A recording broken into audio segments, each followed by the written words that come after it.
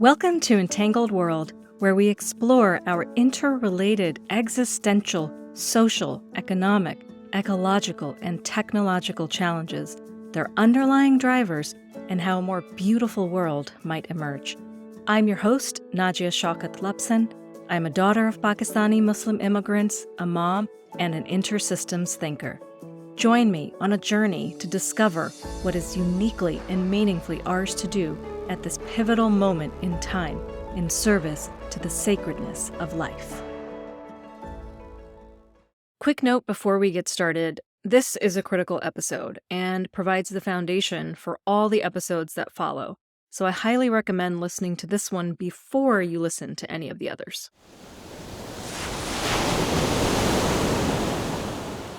This is a unique time to be alive. We are living in a time between worlds. The old world is dying and a new one is seeking to be born. How can we support the emergence of a more beautiful world?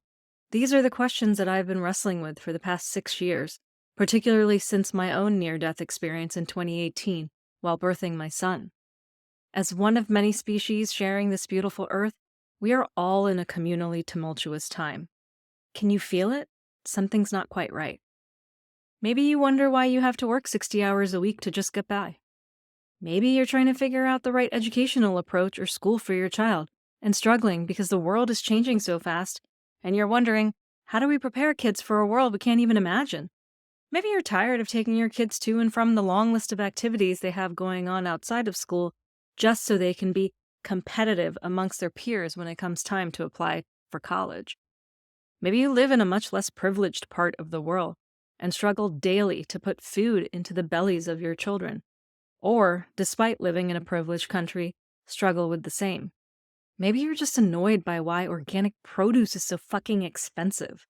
For many in the world, destruction lies at the doorstep, yet life finds a way to keep lifing. And I'm far from hopeless. My hope drives me to unrelentingly dig deeper to try and understand how our existential crises are interrelated and what's at their root, so that perhaps we can collectively tip towards the emergence of a more beautiful world. I've been on a journey to uncover what's uniquely and meaningfully mine to do during this time. Maybe that's why you're here. Some people say that we're living in a state of polycrisis or permacrisis. I prefer to capture our current moment in world history with a different term, the metacrisis. And I'll explain what this means and why I think it so aptly captures what we're all living through right now. There are innumerable brilliant researchers, scientists, thinkers, writers, practitioners, and teachers who have contributed enormously to my understanding of the metacrisis. I can't name them all here, but I do want to call out and thank in particular Daniel Schmachtenberger, Zach Stein, Nora Bateson, Bayo Komalafe, Jeremy Lent, Daniel Christian Wall, Robin Wall Kimmerer, and Tyson Yunkaporta, whose work has profoundly influenced and affected me. I will never do justice to unpacking the metacrisis in a single podcast episode, but this is my best attempt at consolidating some of what I've learned and hopefully communicating it in a way that won't make you fall asleep or want to throw yourself in a river. This is meant to be an overview, and if it resonates, I encourage you to continue deepening your understanding of the metacrisis, and in particular, the themes I cover that really awaken something inside you. And I'll include some resources in the show notes. Last note before we get started, the stuff hits you in your gut and can unleash profound grief once you really get it. And so I hope you can take the time to process it with support from others. I found Joanna Macy's books and teachings, particularly The Work That Reconnects, to be really helpful in working through the grief that will inevitably arise.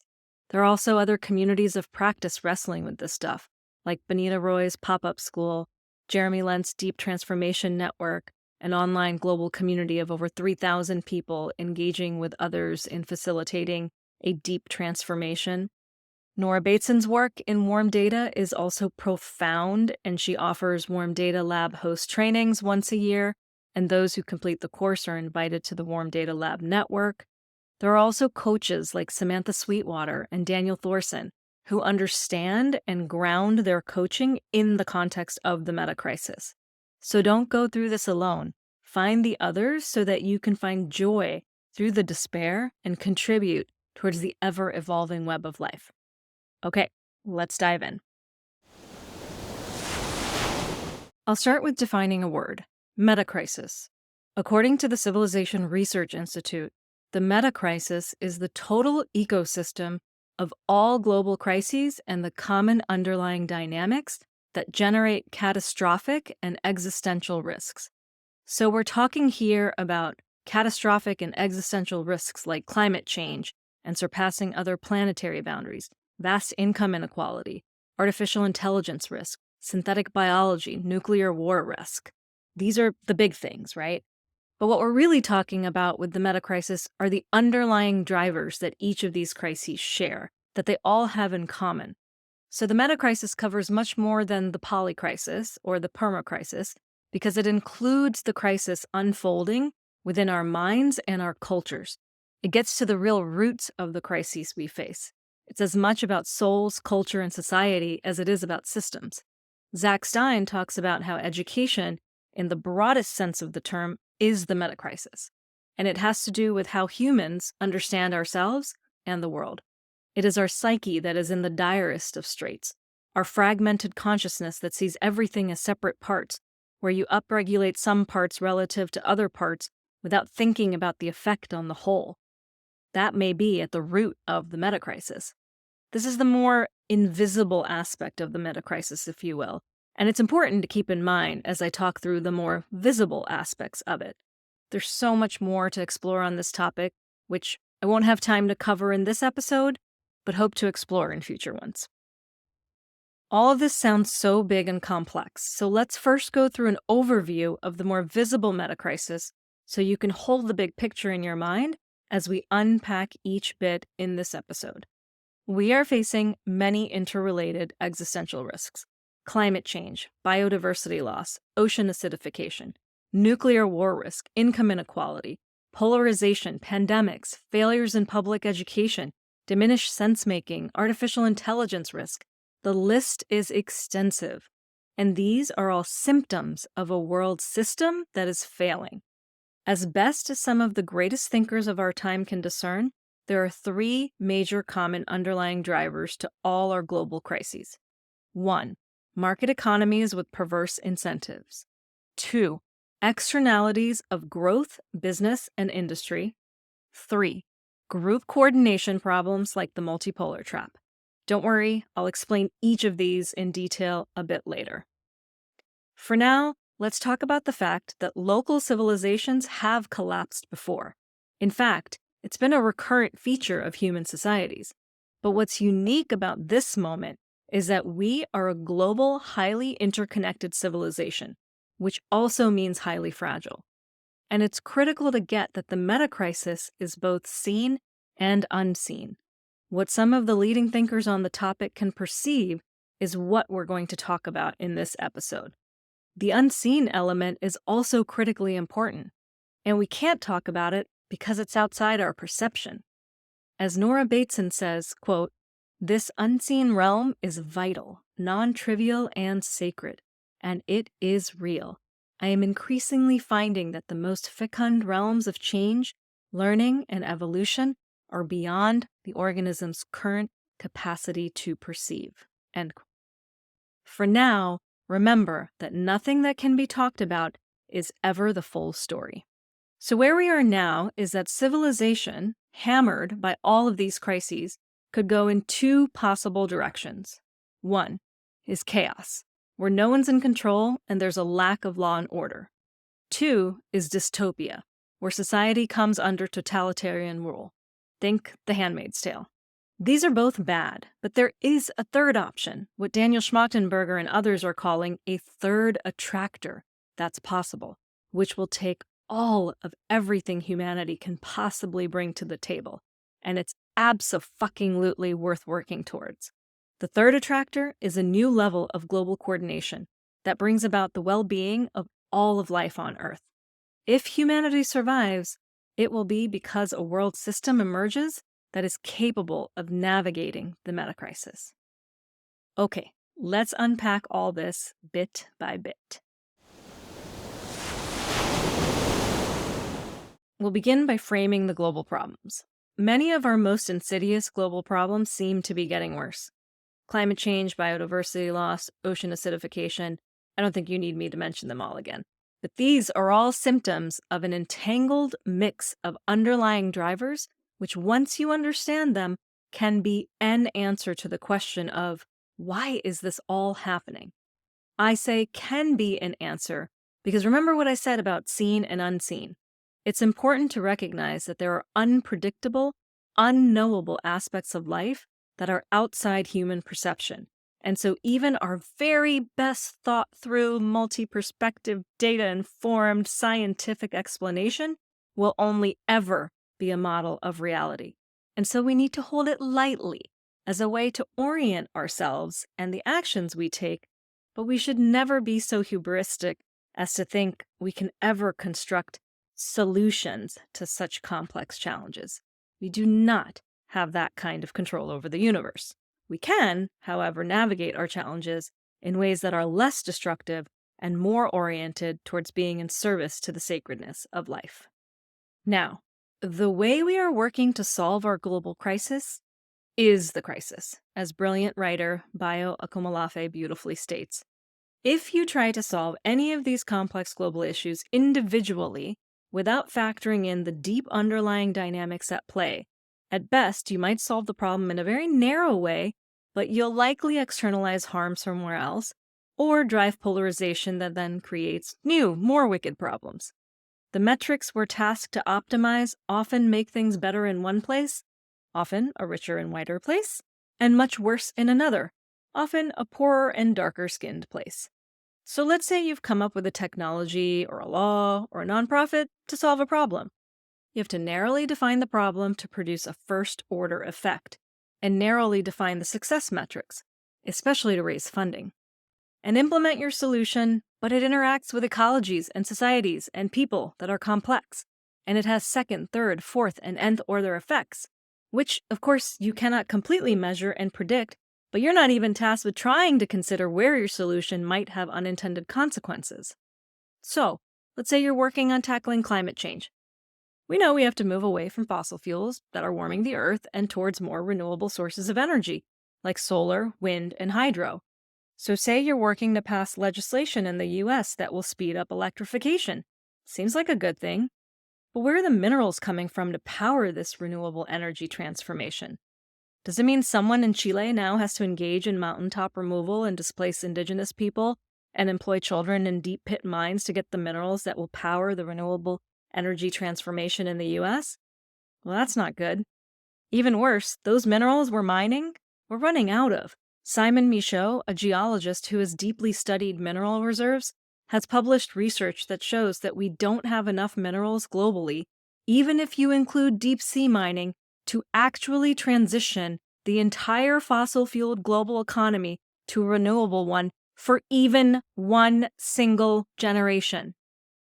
So how do we use a broader lens to think about solutions that can minimize the harm that's displaced and maximize the benefits for the whole? And how do you solve one problem without making another one worse?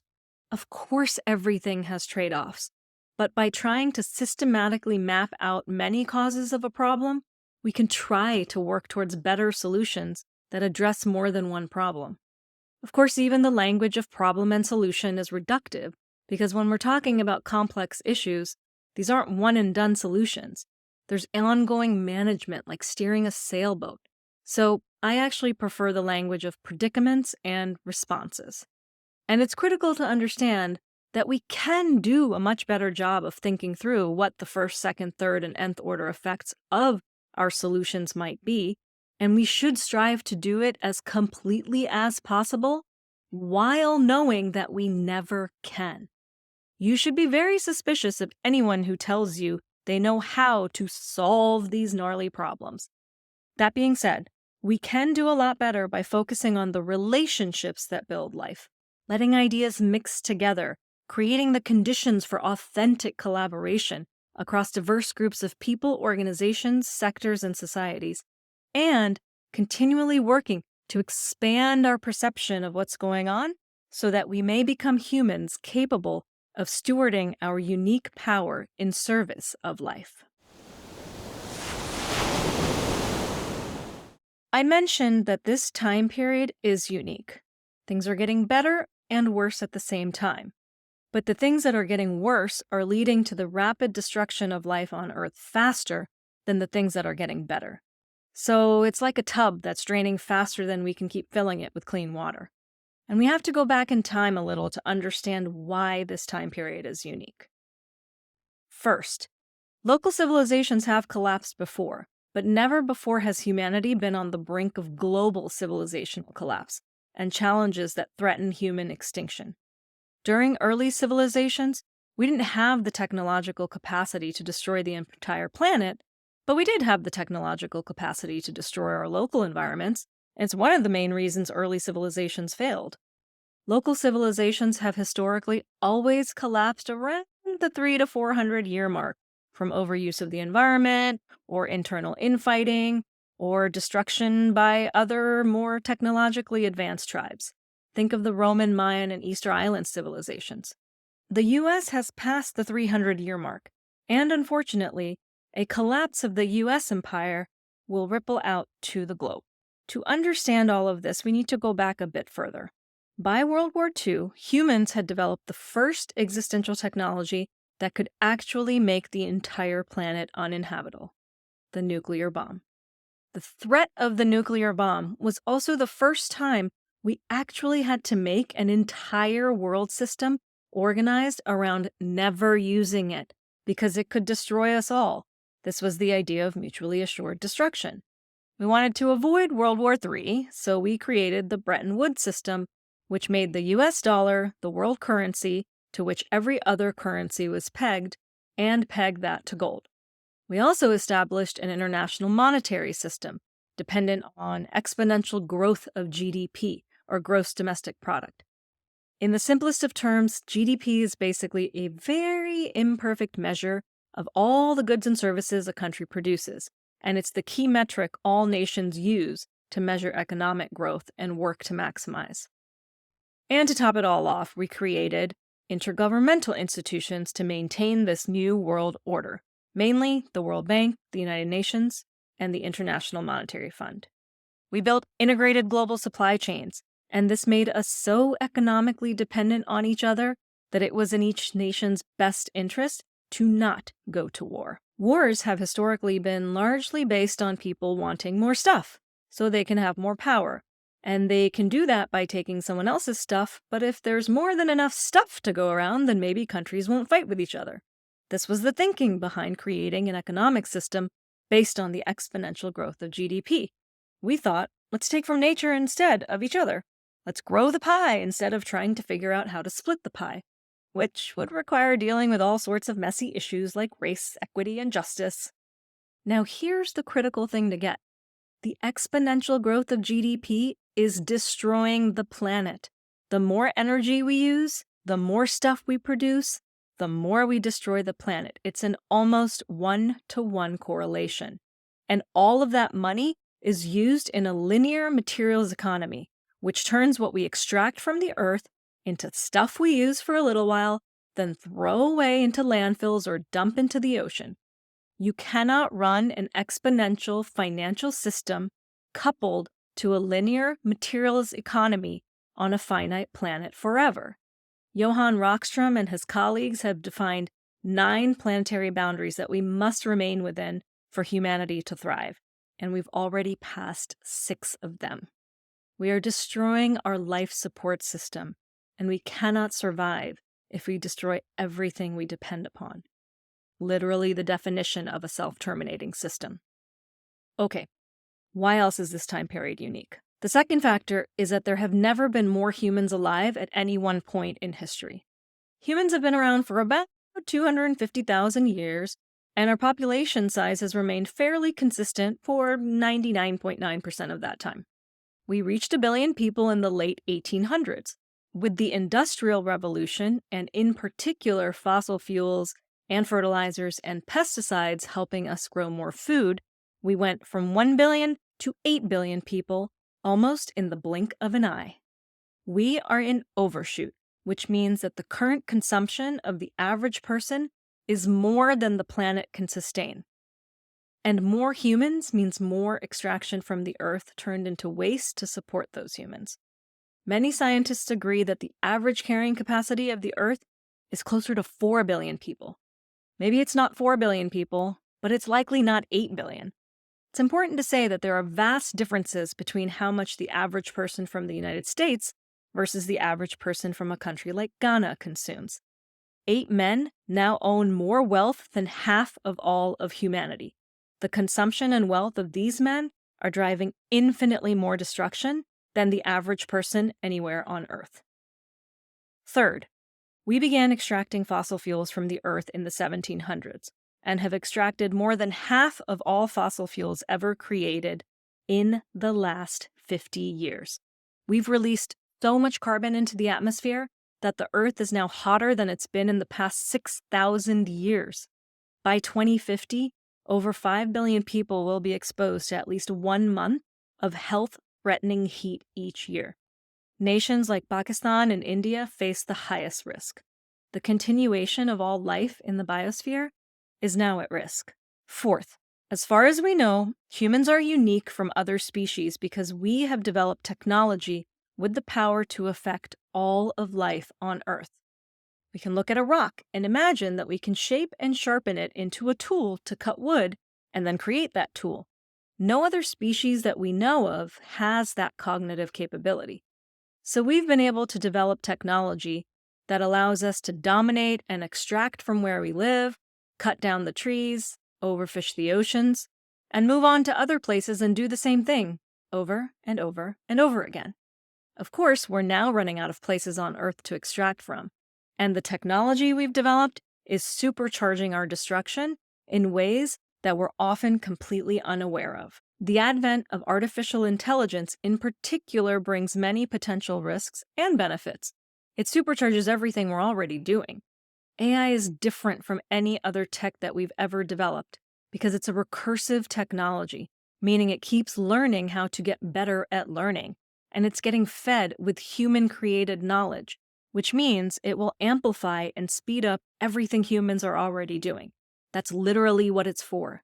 Now, remember I said things are getting better and worse at the same time, but what's getting worse is happening faster and more broadly than what's getting better?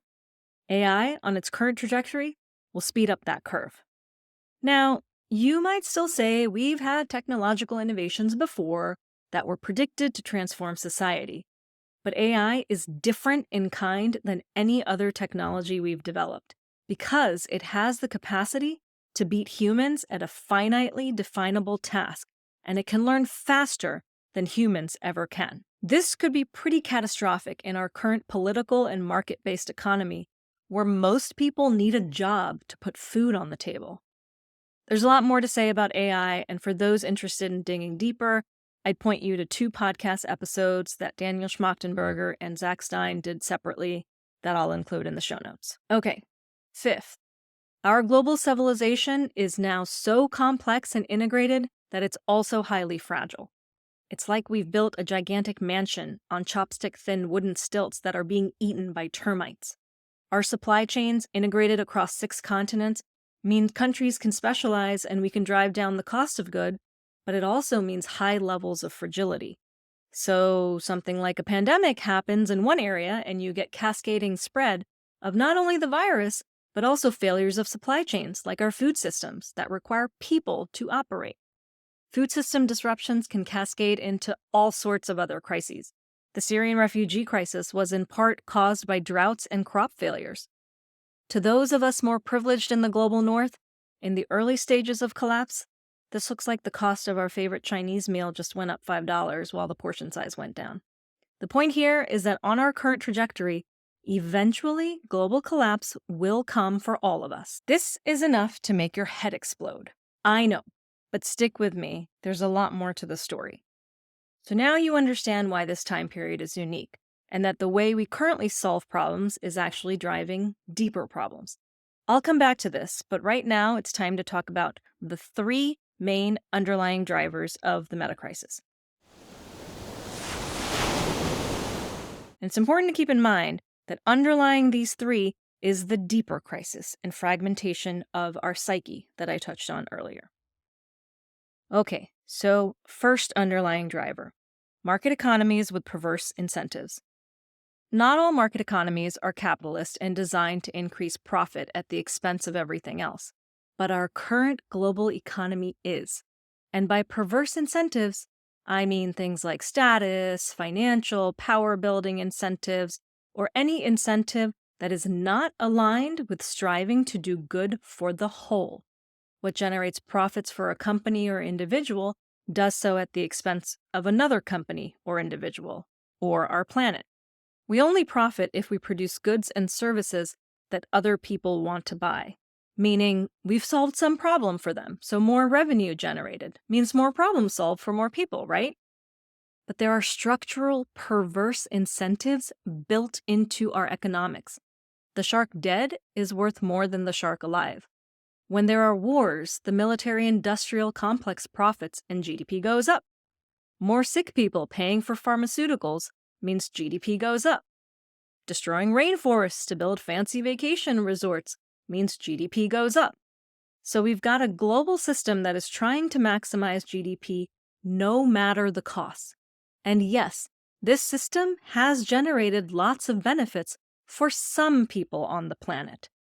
I don't want to go back to a time before antibiotics, but it's also true that maximizing profit at the expense of everything else is damaging our health and that of our planet and all the other species with which we share our beautiful planet with, and pointing us towards a path of extinction. Okay, second underlying driver of the metacrisis is externalities of growth, business, and industry that are often offloaded onto the environment and the poorest among us.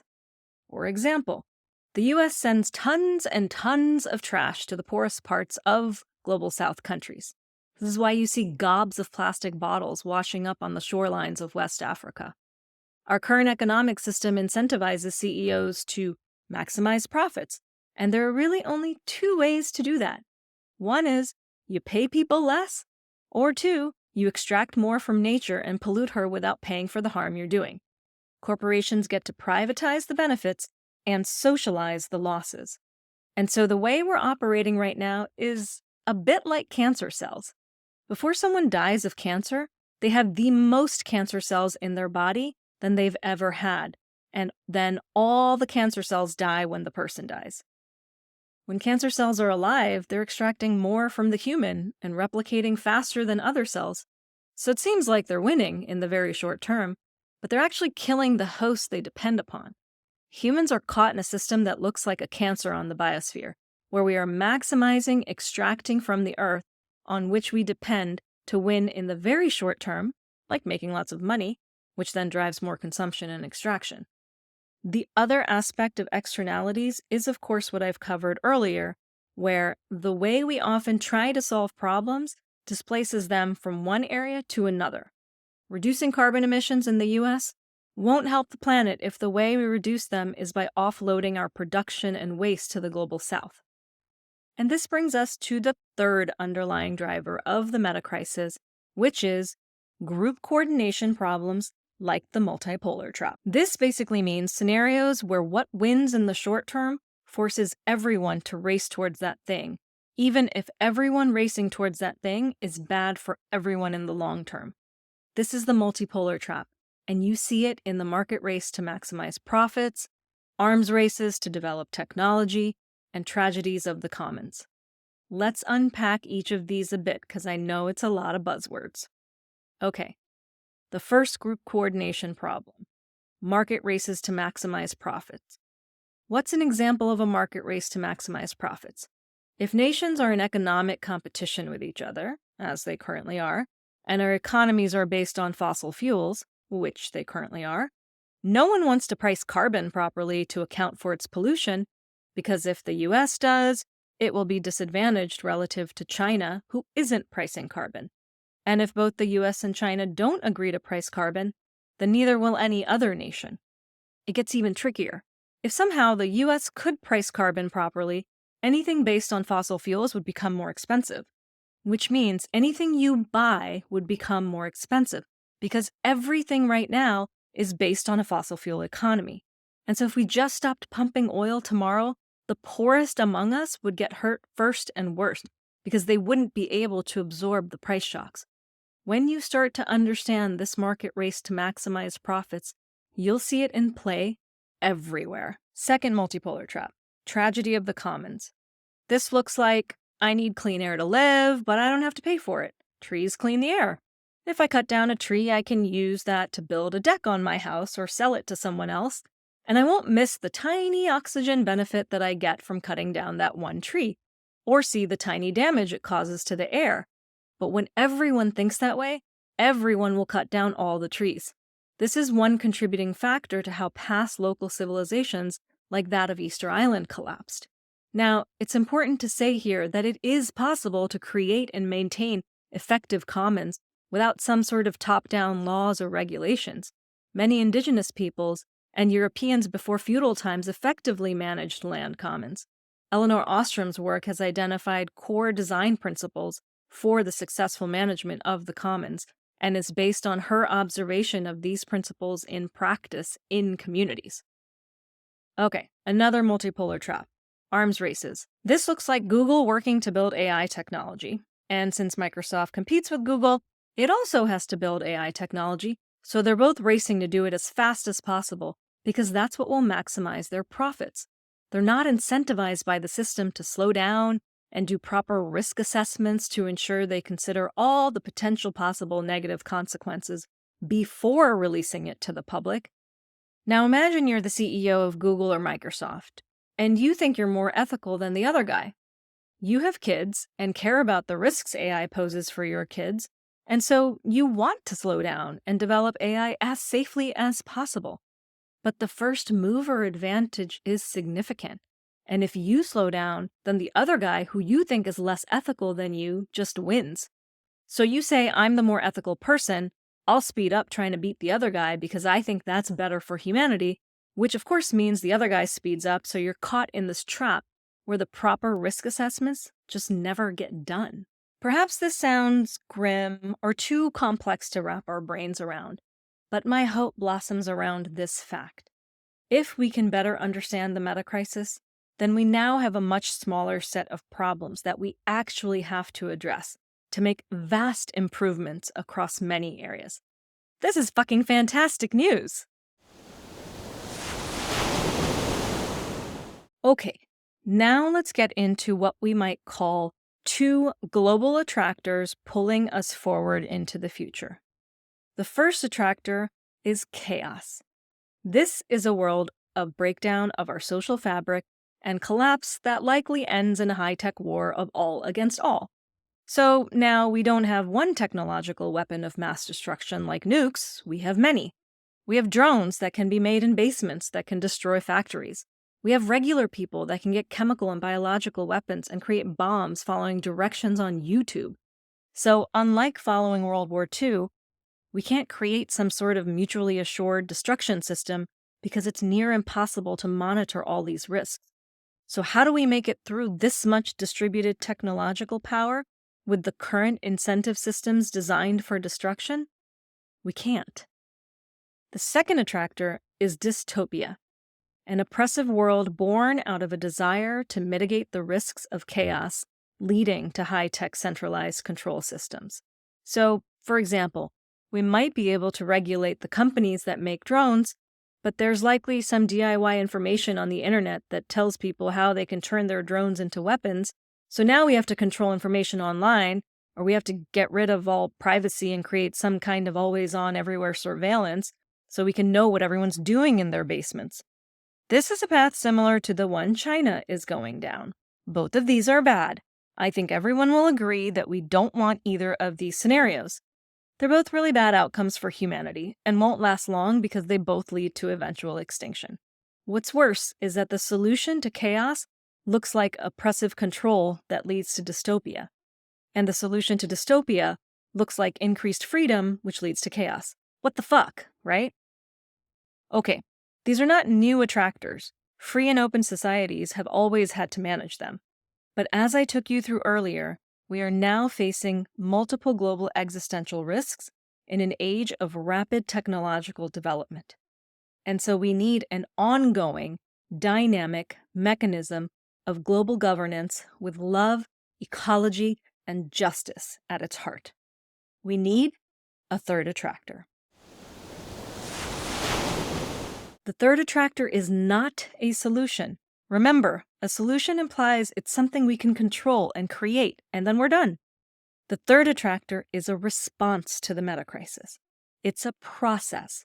It's a way forward and towards a flourishing future for a global civilization that lives in harmony with each other and the earth and remembers that we are all interrelated and part of a larger whole.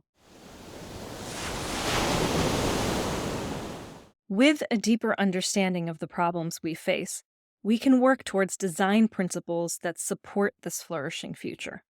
One way to think about this is using a framework that Marvin Harris wrote about in his book, Cultural Materialism, of superstructure, social structure, and infrastructure. Superstructure is our culture, values, beliefs, and worldviews. For shorthand, I'll call this culture. Social structure is how we organize our society, our economy, governance, political systems, laws, and institutions. Let's call this political economy. And infrastructure is the technology and tools and the production of goods and services that civilization depends upon and meets its needs with. We can call this tech. These three are completely entangled. They influence and cause each other, which means we have to think about changes to all three simultaneously. It also means we need people working in all three areas right now. And so as you listen to this next bit, I invite you to think about your own interests, skills, and networks, and where you feel most called to contribute, either in your existing role or something new that you pursue. Okay, first, let's talk about culture. What do we believe about our world and what is valuable? Do we believe that we are all individual humans that are self-made and can be completely self-reliant, and to get ahead we have to compete with other humans no matter the cost? Or do we believe that we are all facets of one integrated, self-evolving reality, where the well-being of one is completely entangled with the well-being of another? When we look to many indigenous and ancient traditions, we see a respect for wholeness. We see an understanding that humans are not the web of life, that we are a strand within it, and whatever we do to the web, we do to ourselves. This understanding has also been validated by science in fields like complexity science, cybernetics, and quantum physics. So a culture that is oriented towards what's good for the whole longer term will result in actions that create economic, political, legal, educational, etc. systems that are all very different from the ones that we currently have, which are mostly based on, I gotta get mine. This certainly includes a move away from our hyper-consumerist culture. Indigenous Comanche scholar and activist LaDonna Harris talks about an alternative worldview based on the 4 R's: relationship, responsibility, reciprocity, and redistribution. These relate to each other and circularly and continually move in a life-supporting direction.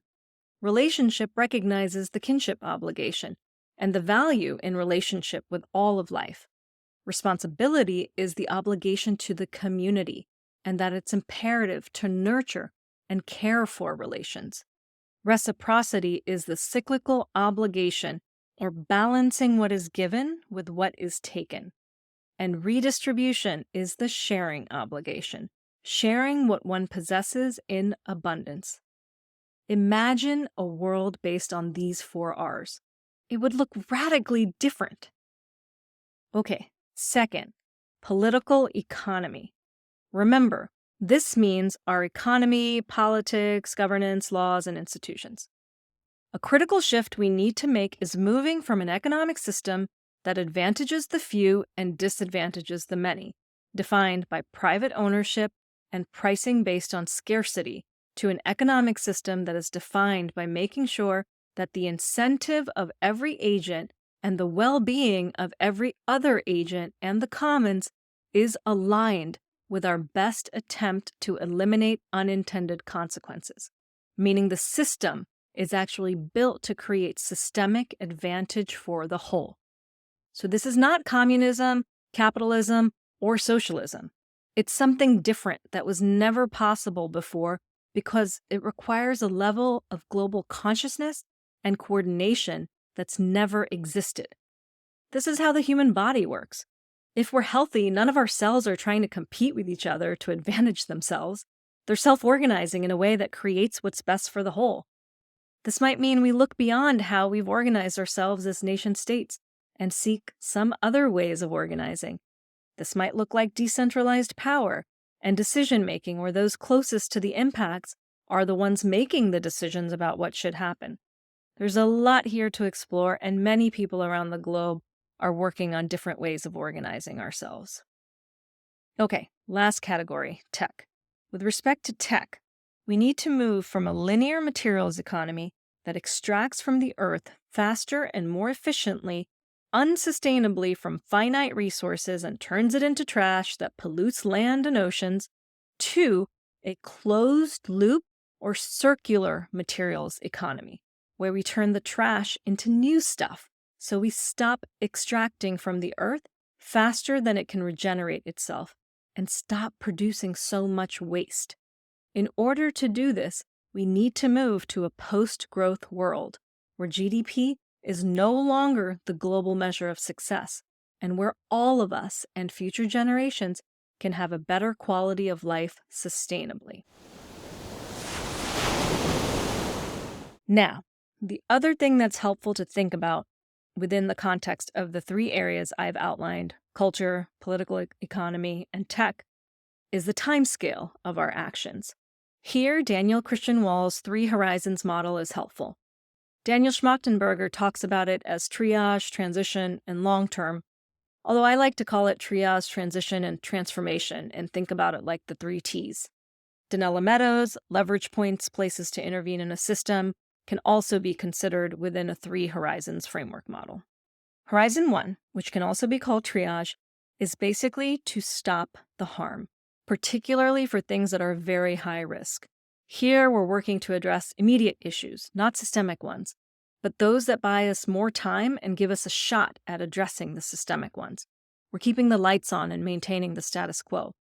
An example might be protecting the Amazon so that it doesn't turn from a massive carbon sink into a massive carbon emitter. Activism to stop the building of an oil pipeline that displaces indigenous people and pollutes their water supply might be another example.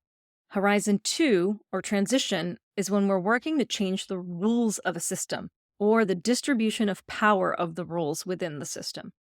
We're identifying opportunities to improve existing systems and engage in disruptive innovation. An example here might be Tesla, which has fueled the electric car revolution. Tesla innovated in the auto sector and created an electric car that was better than any fossil fuel car to sway more people to go electric. They're certainly innovators, but they're still operating in the same paradigm of individually owned cars that have to be purchased from a profit-maximizing company that continues to enrich a billionaire. Another example might be the B Corp, or the Benefit Corporation certification, which requires corporations to make a profit but consider the impact on workers, customers, suppliers, communities, and the environment. It's much better than not doing those things, but again, you're still operating within the global capitalist system, which requires profit maximization. So if you don't always seek to maximize your profits, you'll be put out of business by someone who does. Horizon 3, or transformation, is when the paradigm out of which the system evolved its goals, power structure, rules, and culture transforms into something entirely different. This is when the rules of the system, the incentives, the punishments, and constraints transform from an extractive culture to a regenerative one. An example here might be the delegation of the rights of nature at the UN, which for the first time put the natural world on the same legal standing as humanity, and recognizes that nature has rights just like humans and deserves to be protected. Another example might be a triple bottom line requirement for all transnational corporations or Fortune 100 companies. This would mean they are fundamentally reorganized with a legal requirement to pay equal attention to profit, people, and the planet. And in order to continue operating, a representative community of people impacted by the corporation has to periodically and continually approve their charters. This could have a positive downstream cascading effect on how all other smaller corporations operate. Now, none of the areas I've outlined, culture, political economy, or tech, are more important than the others. And none of the timescales we've talked about, Horizon 1, 2, or 3, are more important. We need to pursue all of them simultaneously and in coordination with each other for humanity and life on Earth to make it through.